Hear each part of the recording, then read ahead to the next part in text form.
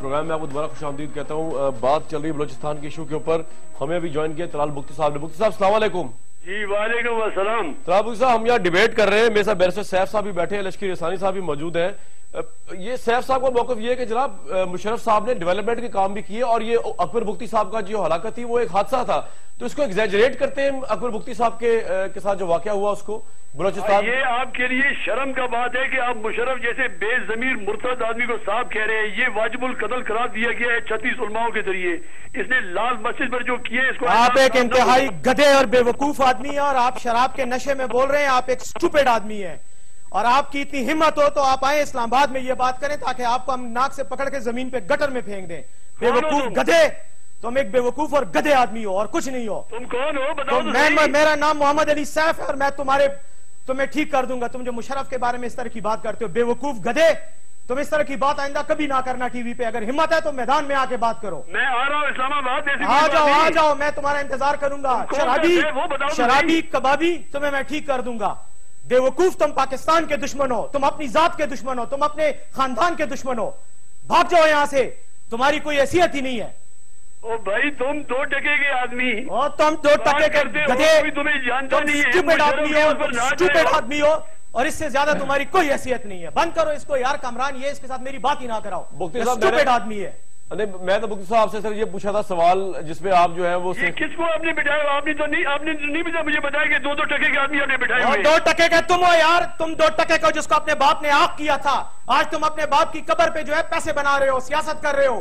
تمہاری حیثیت کیا ہے؟ تمہیں تو اکبر بگٹی صاحب نے آگ کیا ہوا تھا. شرابی تم آ کر یہاں پہ بات کرتے ہو لوگوں کو بے عزت کرنے کو. تمہارے وہ مولوی جنہوں نے فتوہ دیا تھا قتل کا, میں ان کے قتل کا فتوہ دیتا ہوں. کیا بات کر رہے ہو؟ تم تو خود 2 ٹکے کے آدمی ہو. تم کو اس کو قتل کرنے کی ہمت تو کرو. تمہیں میں خدا کی قسم کوئٹہ میں آ کے تمہیں مروا دوں گا. کیا بات کر رہے ہو تمہاری اتنی ہمت ہے؟ جاؤ اپنے باپ کا بدلہ ان لوگوں سے لو جنہوں نے تمہارے باپ کے خلاف بندوقیں اٹھائی تھی. مشرف کے خلاف کیا بات کر رہے ہو؟ اسٹوپڈ.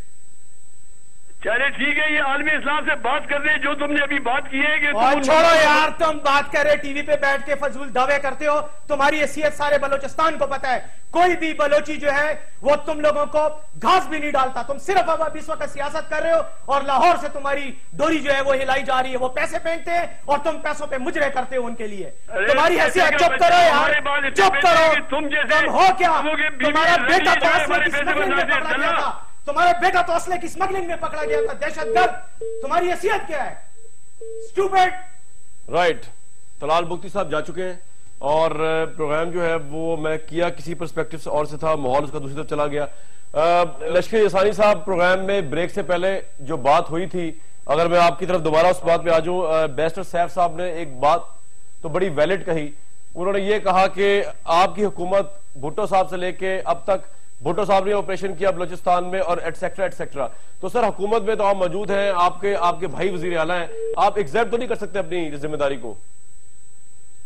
جی کامران صاحب, میں عرض کروں, اگر آپ سیریسلی بلوچستان پہ بات کرنا چاہتے ہیں تو ٹھیک ہے, ورنہ جس ماحول کے بعد آپ چاہتے ہیں کہ میں بات کروں, میرے لیے قابل قبول نہیں ہے.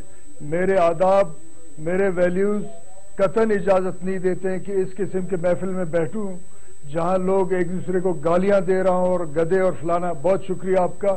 میں اس کے بعد بات نہیں کروں گی. جس کو آپ نے بٹھایا ہے ان کے ساتھ بات کریں.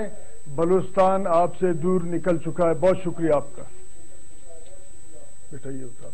رائٹ لشکری صاحب, لیکن دیکھیں میرا تو اس میں قصور ہی کوئی نہیں تھا. وہ تو بات شروع ہو گئی, انہوں نے بات ہی ایسی کر دی.